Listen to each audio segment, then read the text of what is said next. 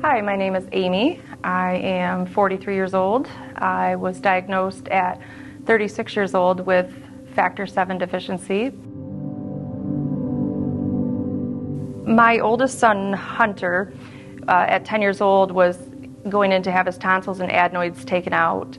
We were getting ready to leave and the ENT said, "Does he have any tendencies to bleed?" And I was like, well, yeah. You know, he has these nosebleeds that we can't figure out, and we've been to all these different specialists, and we had everything set up to do the surgery. We get a call, and she said, "We're not going to do the surgery. We have to send you to, a specialist because he has a bleeding disorder." It was a shock. I had no idea. I didn't know really anything about hemophilia or bleeding disorders. We knew that he had to have some special medicine, like 15 minutes prior to the surgery, and that he was going to be taking some medicine for like 10 days after. We had a anesthesiologist that didn't want to give us the medicine, didn't see a need for him to have it because it's so expensive. And so I had to I was like, well, my son's not going to have this surgery if he can't have this medicine, because this is what he has to have. And the doctor reassured me that he was going to get his medicine for the surgery. Everything went well, and he had to stay the night in the hospital. The next day, the doctor came in, and she's like, I never really test kids for this. And I basically told her, you saved my son's life, because I don't know what would have happened if he, she would have performed the surgery if he would have bled out or any of that, because I just knew a little bit about what was going on, and I was, obviously scared. We were all scared because we didn't know. But then I have a younger son, Dakota, that he was actually had to be tested also once I tested that I had it. My name is Dakota, and I was diagnosed with factor VII at 5.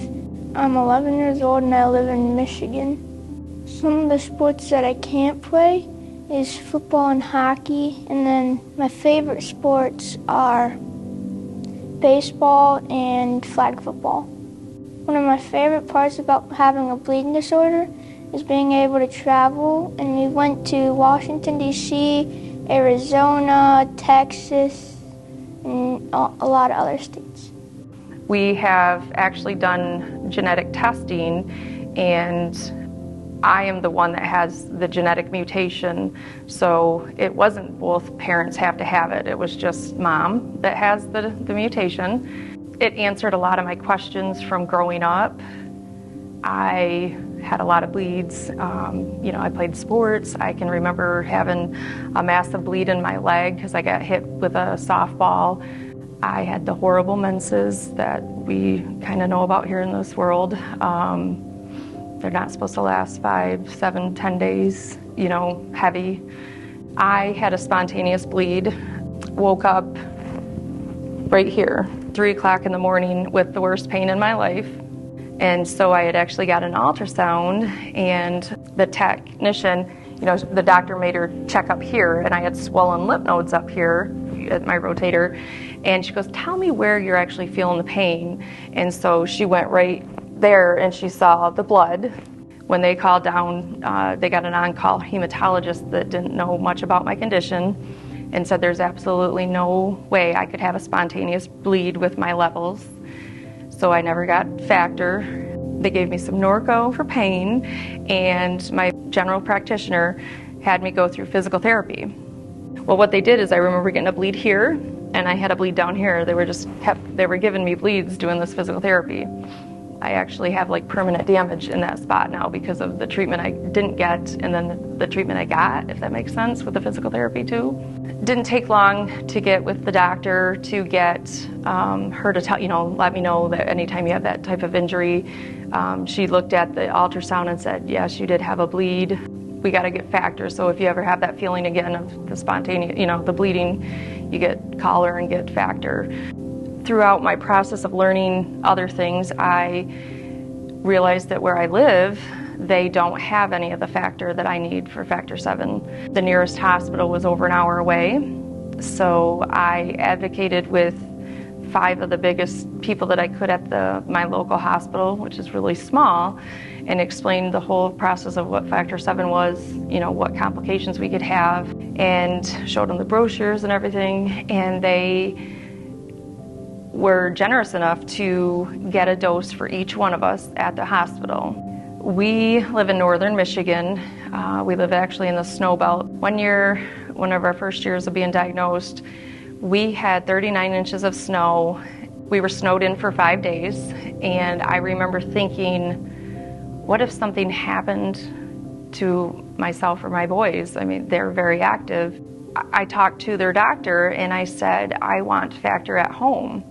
And they told me, no, we don't do that because you guys are on demand, you know, you're really just going to be for trauma or something like that. And I explained to him, we had 39 inches of snow, and I said I was snowed in for 5 days.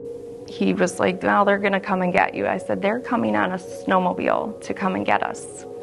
And he's like, oh. I was able to get enough for 2 doses for each of us, myself and my 2 boys, at home. I live 15-20 minutes from our hospital, you know, and you have to try to decide how fast you can get there or how fast you can get the infusion in. So I told them I want to learn, you know, how to infuse my boys. And so I had to show them that I could do it to myself first, and then I had to actually infuse both of my children before I could actually infuse them.